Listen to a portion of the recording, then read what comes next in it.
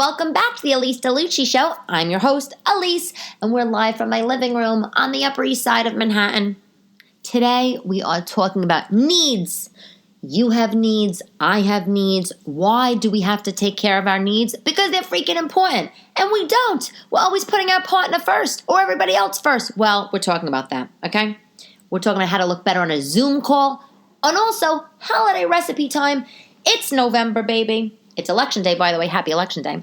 We're doing a corn casserole recipe. So it's November, harvesty time. This is a good recipe to make for Thanksgiving. I make it all the time. I just had it over the weekend. We're talking about that. So take a sip of your drink, stay tuned, and enjoy talking to me, Elyse. Okay. I have something to tell you. Do you know that the fact of the day today is really hilarious, and I've never even heard this before. In Japanese, there is a word for when you eat when you're not hungry. It's called, I'm probably butchering this, by the way. I'm sorry. If you speak Japanese, I'm really sorry for what I'm about to say. It's called kuchi sabishi. The direct translation for that word, it means mouth lonely. Can you imagine? And what it really translates into is when you eat when you're bored. When you're not hungry and you eat. Kuchi sabishi. You know what I've been doing? Kuchi sabishi in this whole freaking weekend, okay? Because I still got Halloween candy.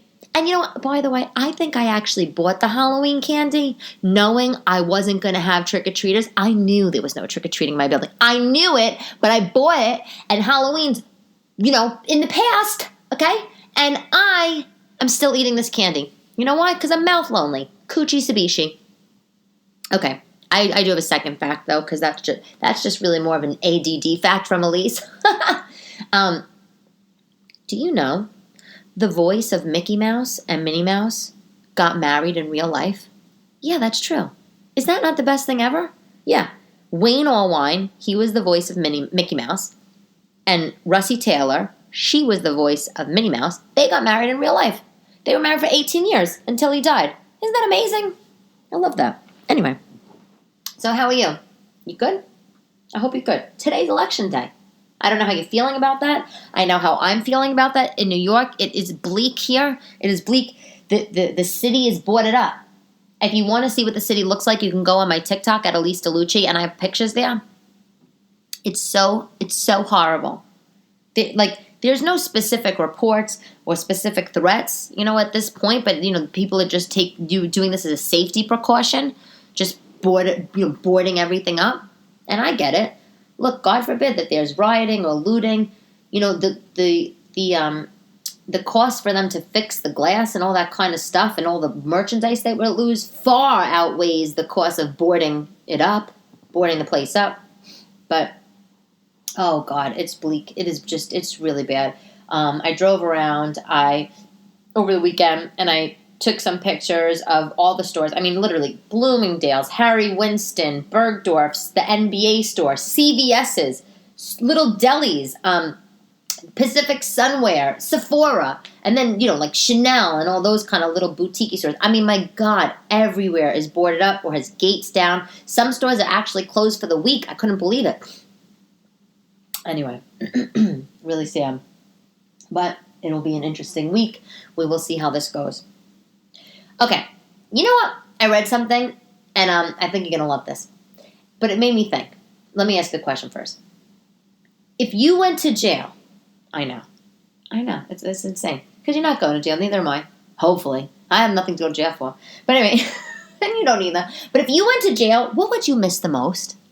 What would you miss the most? Like, if you went to jail, what would you miss the most? Well, the reason why I'm asking this is because remember when Martha Stewart went to jail for the Enron thing, this Enron trading? She went to Cupcake Camp, right? Well, do you know what? Rosie O'Donnell, I read this story the other day. Rosie O'Donnell, who I love, I remember her talk show. By the way, I should have a talk show like that, right? I should be the next Rosie O'Donnell on daytime TV. Remember her talk show? It was so fun. She used to sit behind the desk and scream out, I love Tom Cruise. And I could do the same thing, but I would say, I love Barbra Streisand, because I really do. But anyway. Okay, so Rosie O'Donnell visited Martha Stewart when she was in jail.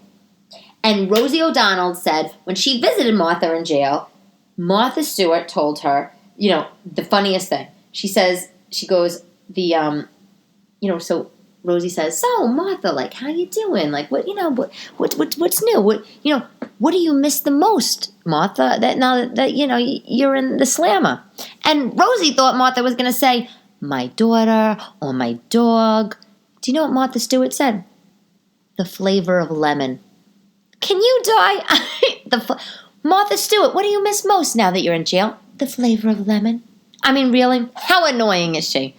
But anyway, so how cute is Rosie O'Donnell? What wound up happening was when Martha Stewart got out of jail, Rosie O'Donnell arranged for a lemon tree from Italy, from Capri, the Italian Riviera. I've been. It's fabulous, by the way. To be she had it delivered to Martha Stewart's doorstep. So when she got out of jail, that was waiting for her when she got home. A beautiful Italian lemon tree from Rosie. I love you, Rosie, and I love that idea. And I like the question too. I don't know what I would miss when I was in jail. What would you miss? I mean, it's like a given. Of course I would miss my kids. Of course I would miss sex. Of course I would miss macaroni and cheese. I mean, God, of course. But I don't, so many things. So many things. Anyway. Okay. So this is so important. I feel like this is important. Like, we have to talk about needs. Like, we all have needs. Of course you have needs. I have needs. I'm talking about physical needs, emotional needs. Did you ever think about what your needs are? Because let me tell you something. I did not. Okay? I did not. Until recently.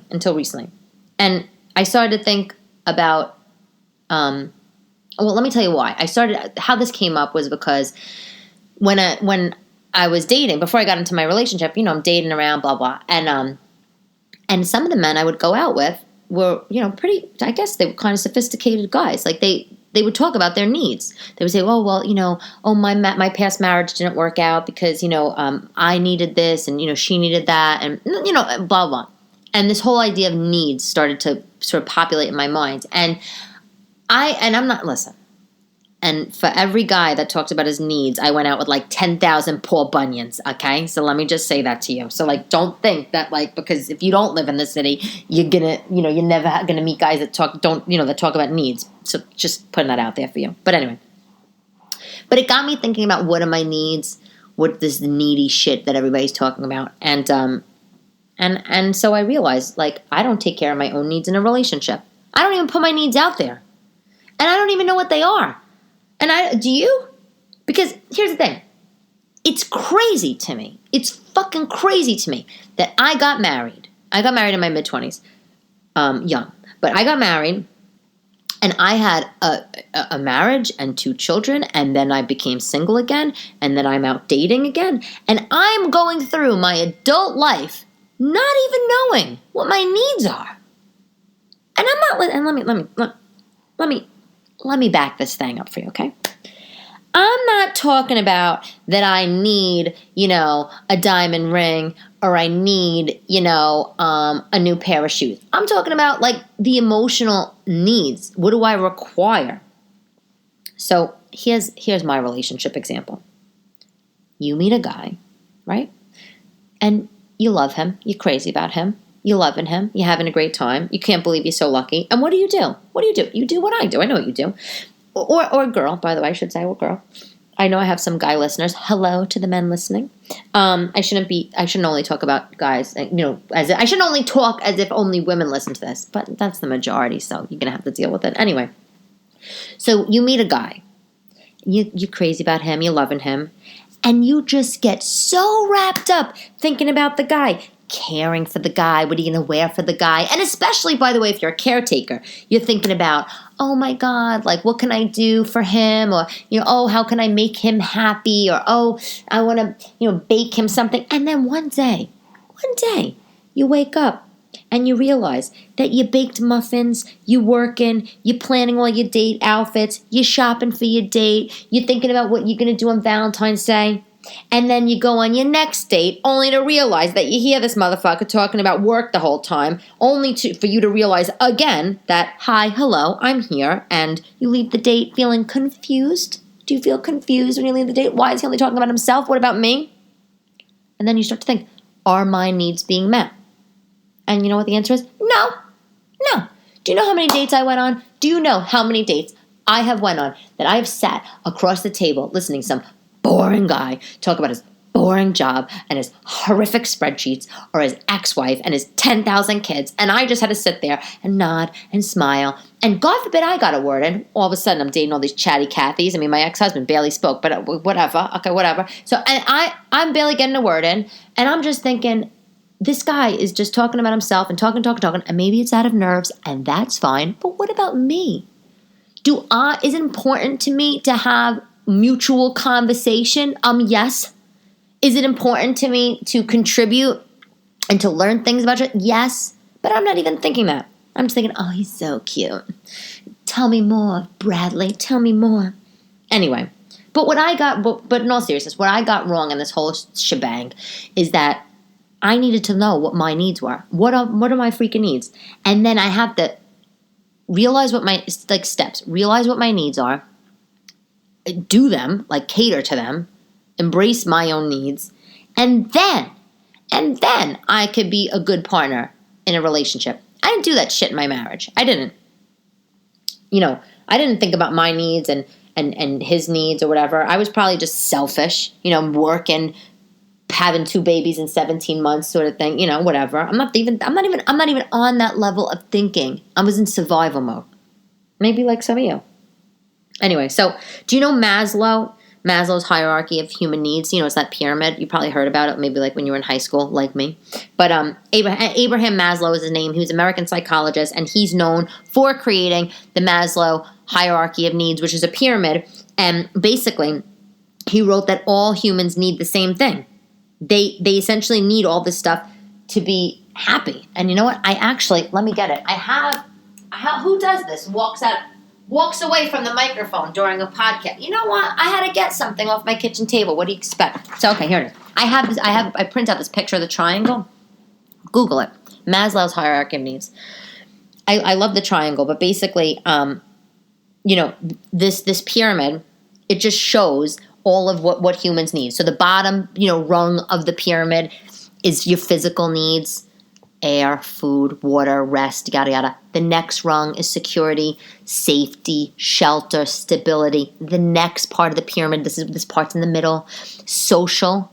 So you need to be loved, you need to you need to belong, you want to feel included. The next one above that, ego, your need for any sort of self-esteem, which you should have, power, recognition, prestige. And then at the tippy top of the pyramid is this thing that he calls self-actualization, which is sort of the need for developing things, making things, creativity, whatever.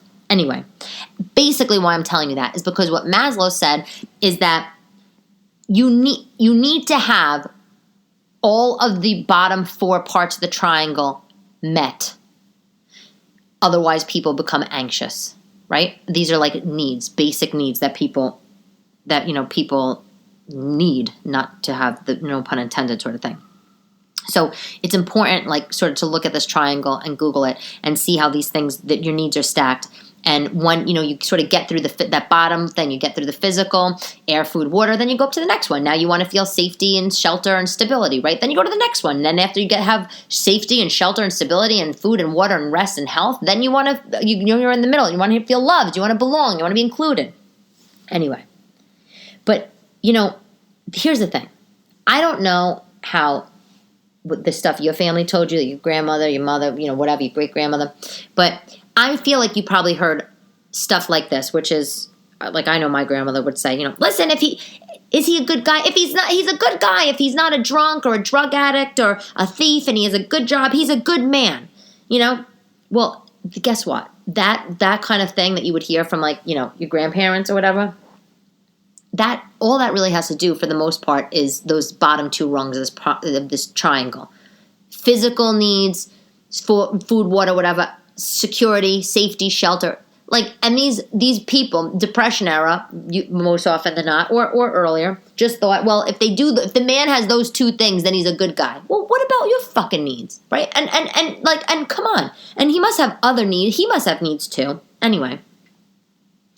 So basically, the whole idea of this thing, and what I'm getting at, is that, as you move up this pyramid, right, Maslow's idea is that your relationship with yourself or with your partner becomes more meaningful and healthy as you rise up on the pyramid. And like the whole idea is that point, that triangle, that self-actualization is someone's full potential. So, it kind of makes sense when you think about it, when you look at this thing, which I apologize because you really do. It's a visual thing. You really got to look. If you don't have the bottom, parts of the triangle, you cannot move up to the next part. Like if you don't have air, food, and water, if you don't have that, you can't then care about security, safety, shelter, stability, right? You need the bottom to get to the top.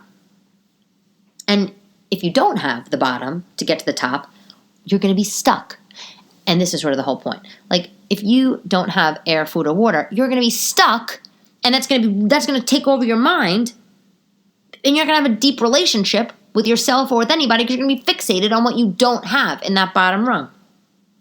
So anyway, so for whatever reason, there's this whole idea of needs, and this Maslow triangle doesn't really have to do with relationships per se, but you could make the argument that you could cross it over to the relationships. But the thing is, in terms of our needs, who the fuck tells us what we need? I know. Television, social media, pop culture, our peers tell us what we need. But deep down, like deep down inside of you, do you know what you need in a relationship? Like, is it the Center Hall Colonial and a 401k? Do you need that for yourself? Do you need that in a man? Or do you need, like, the feeling of physical safety? Do you have a harsh upbringing of some sort? A harsh parent? Do you now need to be nurturing to yourself, kind to yourself? Do you also require and need a partner that's going to be nurturing and kind? So it's like, what are your needs? Well, I had no fucking idea. So if you answer this question, if you can answer it, which I had to spend a lot of time thinking about, it literally can transform your life. All of a sudden, you have standards. All of a sudden, it's basically an exercise in knowing yourself, right? So it's like, I'm learning this, I'm reading about this, I'm thinking, and so this is how I did it. I made a list of what do I like, what do I need. That's all I did. I literally took a notebook, I put what do I like and what do I need, and I wrote it down. And that's sort of how I got, and it took me a long time. Because it wasn't like I like chocolate, I like to go shopping. It was like just what do I like? Like, what do I like in a man? Like, what? I actually really like when a man is a good conversationalist. Like, I actually do like somebody that can talk about their feelings. I actually require that. That's a need of mine. And my own needs personally, like, I need to be creative. Like, that's just in my ethos. And I need that for myself. I do that on my own time. Obviously, I'm a stand-up.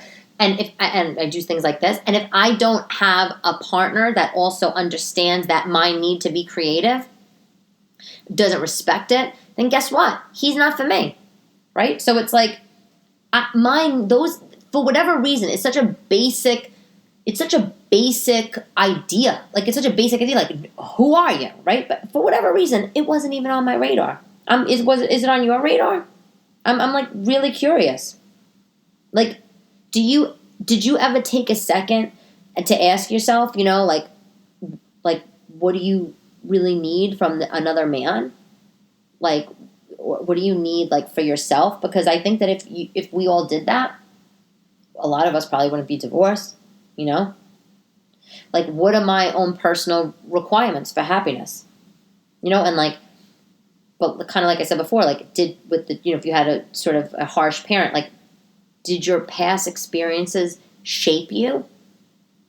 And then that like shadows what you need, right? So like, my parents from using myself as an example, my parents got divorced, and it was an insane divorce, and my father was, in and out of the family when I was older, as I got older, and that there was an abandonment issue there. So, I had to recognize that was through therapy and whatever, but I had to recognize that I had that issue. But it was like, also, what do I need? I need to feel secure. I need to feel safe. I need to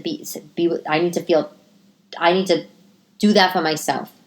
I need to trust myself. I need to make sure that I'm secure myself in all different manifestations. Maybe that's physically secure, like locks on the door. Maybe it's financially secure, whatever it is. But that's also became a priority for me in my need for a man. Like, I can't, so then I started dating, and I'm saying, as the guys I meet, and, we're talking about just what you like and what you dislike, and I just come out and say it.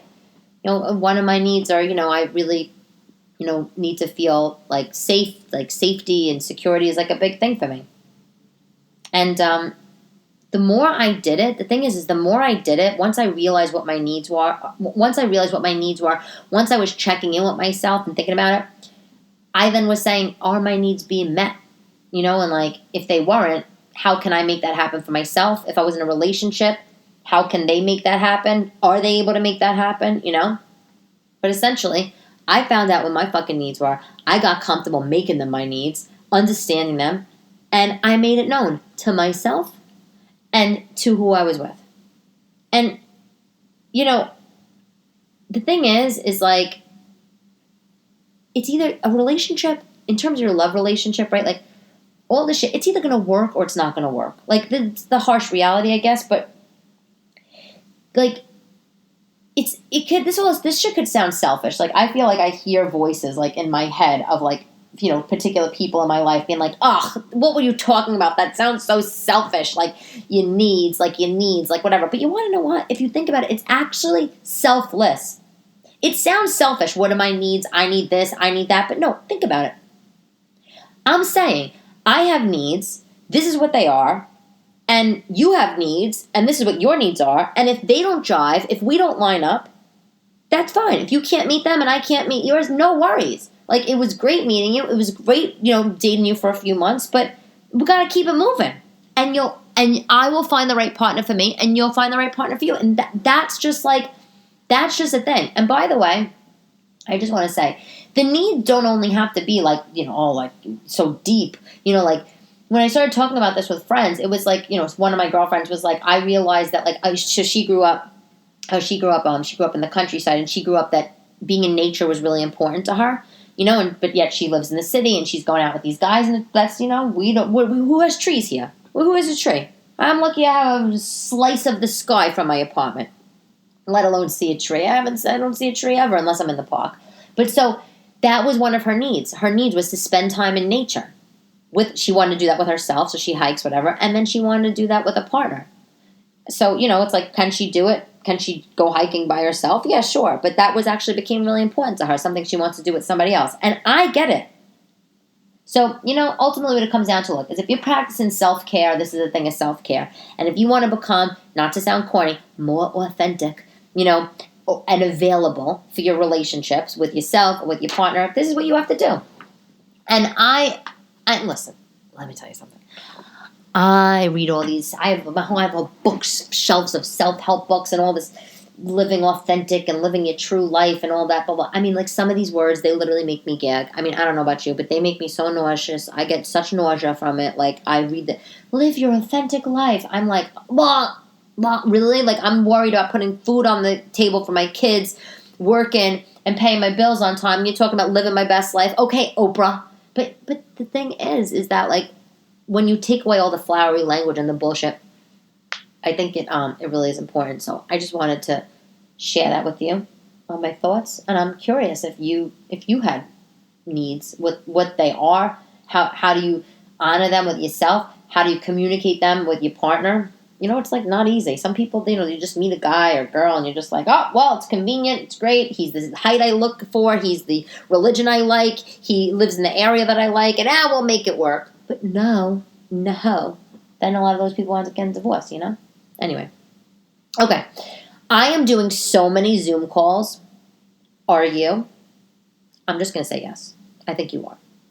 So the first few times when I was doing Zoom calls, like working from home, I mean, I'm talking about like in March, April, May, I was just looking like a real haggard train wreck. I mean, I was putting on makeup, but it was like I was all shiny and I was like the camera was up high, whatever. So then I started putting on makeup or whatever, for the calls, of course, work day, and I felt better. I felt put together. But then I realized that there's these other things. Once I started playing around with Zoom, I realized that there's these other functions on the platform that I didn't know. Like, okay, did you know that on Zoom there's a touch-up filter? So like it's like kind of like Snapchat, but it's on Zoom. So if you open up your Zoom, right? You go to the lower left-hand corner of the screen and you find video settings. if you check, and then you check the box, and it says, touch up my appearance. Literally, like, it makes you, like, a little bit more beautiful. I know, it's so crazy.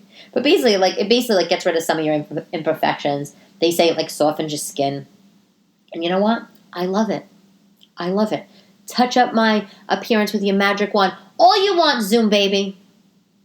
The other thing that I do use a lot, I use all the time, is the background. I do a background because, they have this tool, it's like called virtual backgrounds or whatever, because, look, I live in a small apartment. I don't have an office. I mean, if I'm doing a Zoom call and my kids are doing a remote school and they're in the kitchen and they need to be quiet, like sometimes I'm doing the Zoom calls and I'm in my bedroom. I mean, and nobody wants to see my headboard because then it looks like I just woke up from a nap, from a day's slumber, and I logged into the Zoom.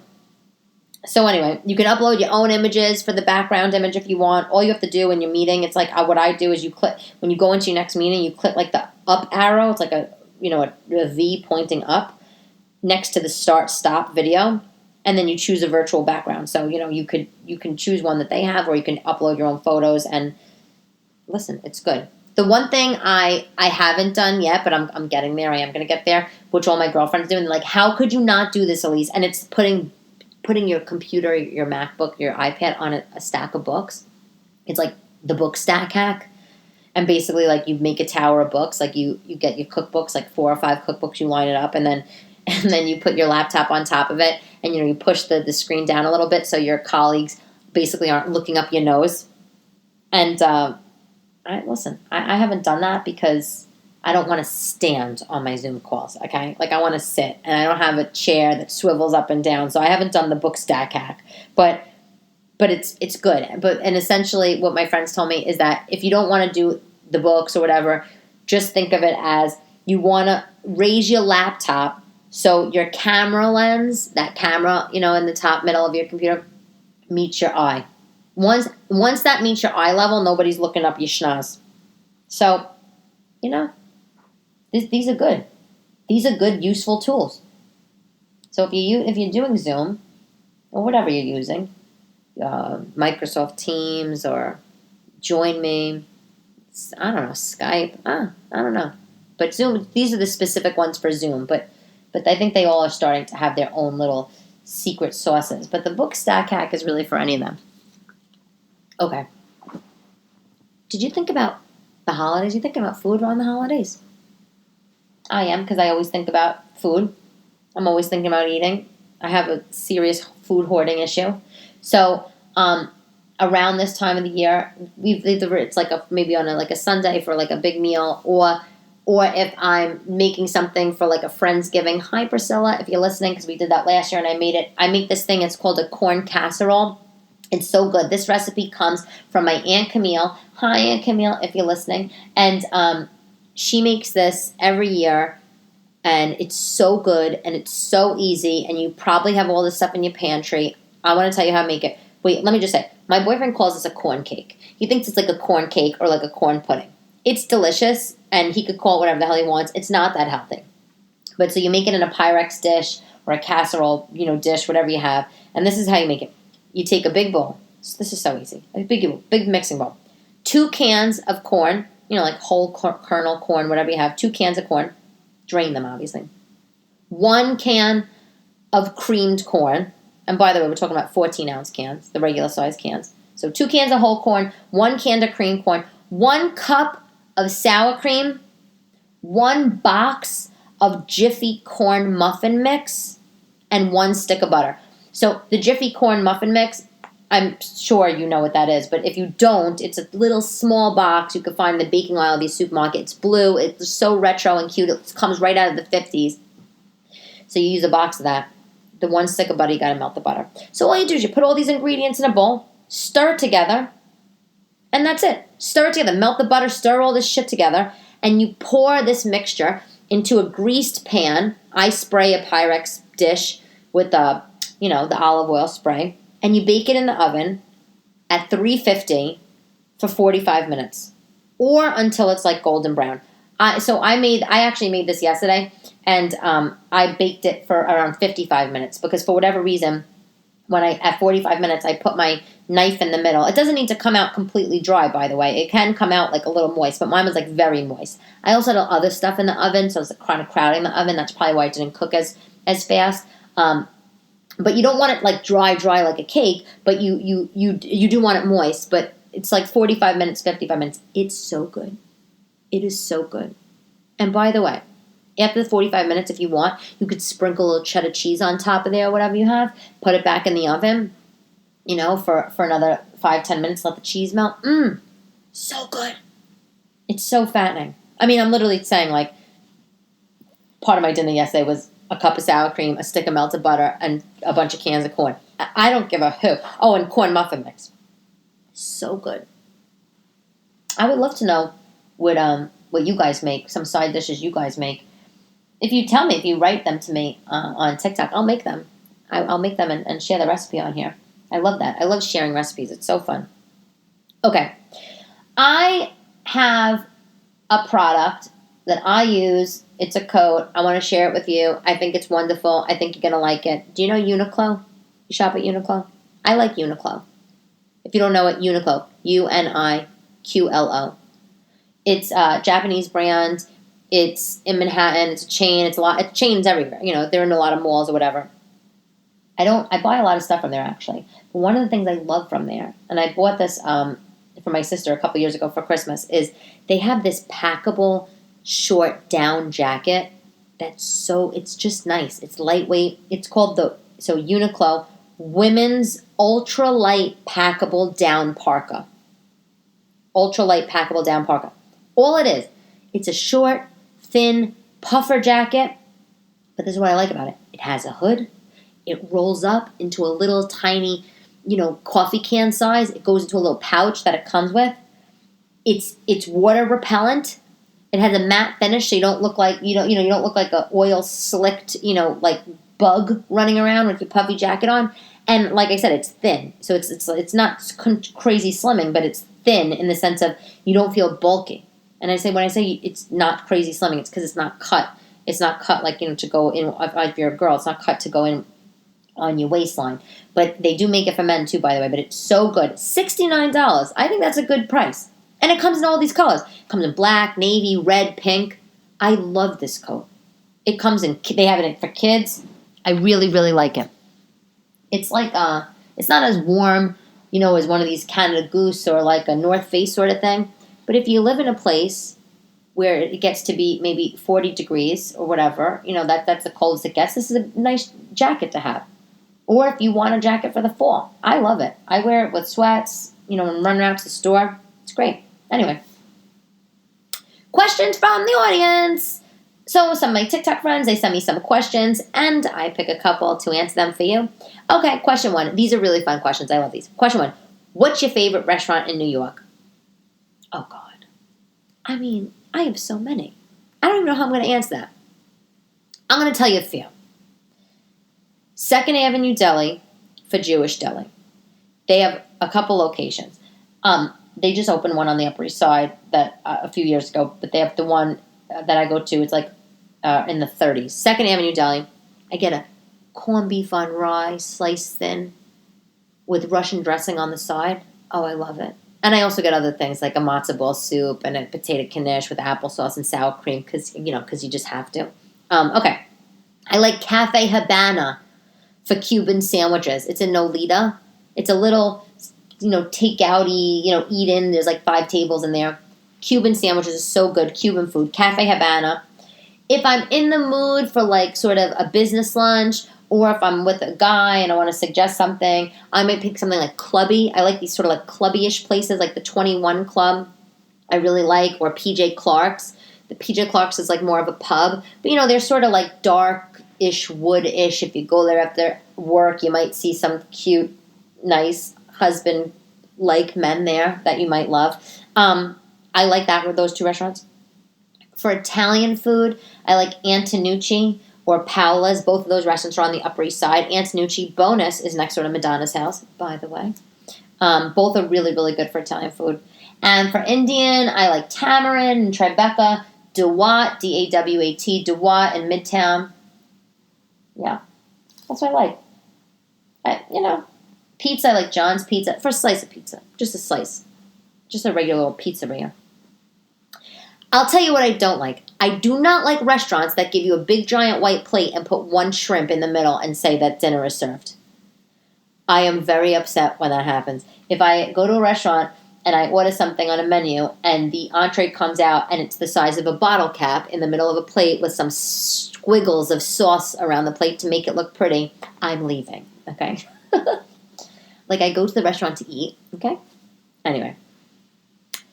Question 2. You posted TikTok of the Met. What's your favorite museum? Okay. This is a good one. I love this too. I have 2 favorite museums in New York. The first favorite museum that I have is the Tenement Museum. If you don't know what that is, I will tell you. The Tenement Museum is a museum about tenement apartments. It's on the Lower East Side, this museum. It's on Orchard Street specifically. If you don't know what tenements are, tenements were low-rise apartment buildings. They had tons of apartments in them. So they were low-rise buildings with multiple apartments inside. The tenements were narrow, like railroady sort of apartments. Usually these apartments had 3 rooms. And they were very popular from like the late 1800s to the early 1930s. And so a lot of immigrant families, like Italian families like myself, the Jewish families, the Irish families, they would come to New York and they would live in these tenement apartments. And it was very common at this time for like a family of 10 to live in a 300 square foot apartment.